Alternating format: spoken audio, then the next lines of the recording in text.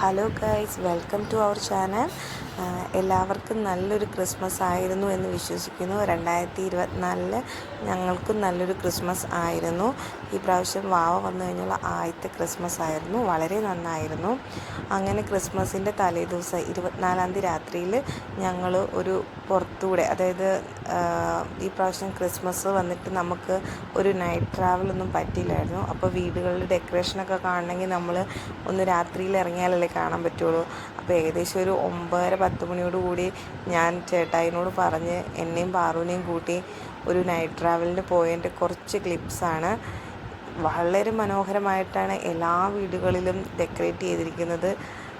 ഒരു രക്ഷയുമില്ല, നല്ല ഭംഗിയായിരുന്നു.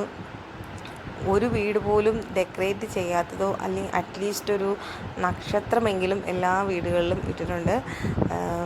ഭയങ്കര രസമായിരുന്നു കാണാനായിട്ട്. ഞാൻ ശരിക്കും ആ ട്രാവലിംഗ് എൻജോയ് ചെയ്തു കേട്ടോ. നല്ല രസമുണ്ടായിരുന്നു കാണാനായിട്ട്. ചില വീടുകളിലൊക്കെ അതേ കണ്ടോ, ചുമന്ന കളർ ബൾബൊക്കെ ഇട്ട് ട്രീസൊക്കെ എന്ത് രസമായിട്ട് അലങ്കരിച്ചേക്കുന്നതെന്ന് വെച്ചാൽ ഒരു രക്ഷയുമില്ല.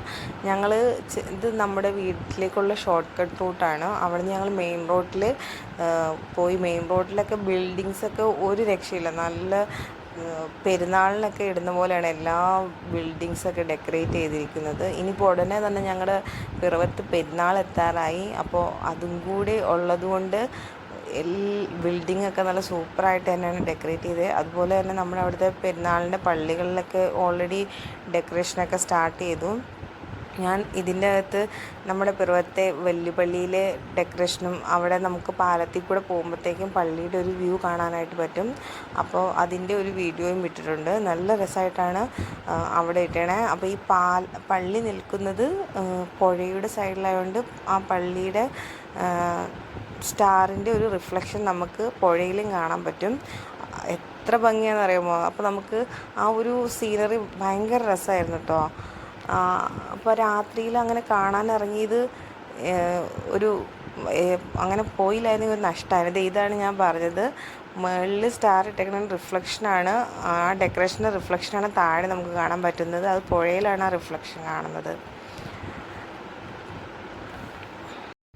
അങ്ങനെ എനിക്ക് വേണ്ടി ചേട്ടായി പിറവം ഒരു റൗണ്ട് മുഴുവനും ഒന്ന് കറങ്ങി കാണിച്ചു. അങ്ങനെ ഞങ്ങൾ തിരിച്ച് വീട്ടിൽ ചെല്ലുമ്പോഴത്തേക്കും നമ്മുടെ വീട്ടിൽ കരോളുകാർ എത്തിയിട്ടുണ്ടായിരുന്നു, പാടിക്കൊണ്ടിരിക്കുകയായിരുന്നു. ഈ പ്രാവശ്യം നമ്മുടെ 3-4 കരോൾ എന്തായാലും വന്നിട്ടുണ്ട്. എനിക്ക് തോന്നുന്നു 3 കരോൾ വന്നിട്ടുണ്ടായിരുന്നു. അതിൽ ലാസ്റ്റ് കരോൾ അടിപൊളിയായിരുന്നു, ഒരു രക്ഷയില്ലായിരുന്നു. അതിൻ്റെ ക്ലിപ്സ് ഞാൻ ലാസ്റ്റ് ഇട്ടിട്ടുണ്ട്. അത് ഞങ്ങൾ വീട്ടിൽ ചെന്ന് കയറുമ്പോൾ അവിടെ അവർ പാടിക്കൊണ്ടിരിക്കുകയാണ്. അതുകൊണ്ട് കുറച്ച് ക്ലിപ്സ് ഉള്ളൂ, പക്ഷേ നല്ല അടിപൊളിയായിട്ടുണ്ടായിരുന്നു.